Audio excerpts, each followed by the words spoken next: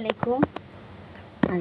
হাতে মেখে খিচুড়ি রান্না করেছি, খুবই টেস্টি হয়েছে। তো আপনারাও এইভাবে অবশ্যই ট্রাই করবেন হাতে মেখে। তো চলুন আমি কিভাবে হাতে মেখে খিচুড়িটা রান্না করলাম সেটা আপনাদের সাথে শেয়ার করি।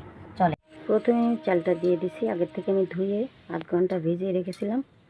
এবার আমি দিয়ে দেবো ডালটা, পেঁয়াজ কুচিটা দেবো, মোটা করে কুচিয়ে নিয়েছি।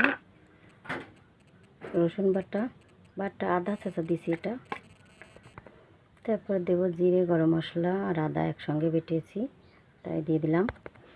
আলুটা দিয়ে দেবো। তারপর দেবো ঝাল বাটা আমি অল্প দেবো, যেহেতু কাঁচামরিচ আস্ত দেবো। ঝাল একটু কমই খাবো এই জন্য, আর আপনারা যদি বেশি খান অবশ্যই বেশি অ্যাড করবেন, আমি অল্প দিলাম। এরপর পরিমাণ মতো লবণ দেবো, পরিমাণ মতো হলুদটাও দেবো। এবার তেলটা দিয়ে দেবো সর্বশেষ।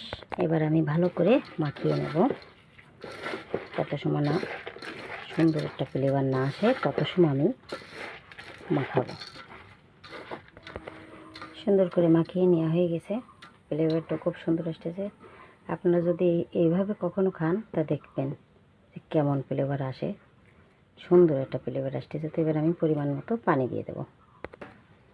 পরিমাণ মতো পানিটা অ্যাড করবো।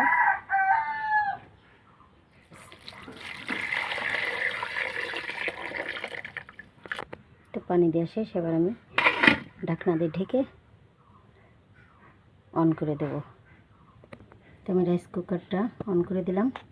আলহামদুলিল্লাহ, আমার খিচুড়িটা রান্না হয়ে গেছে। দেখেন, কাঁচা ডালটা আমি পরে অ্যাড করে দিয়েছি, সেটা আসলে স্কিপটা নিতে পারিনি। একদম ঝরঝরে হয়েছে, দেখেন ফ্লেভারটাও আসতেছে খুব সুন্দর। আপনারা এইভাবে অবশ্যই ট্রাই করে দেখবেন।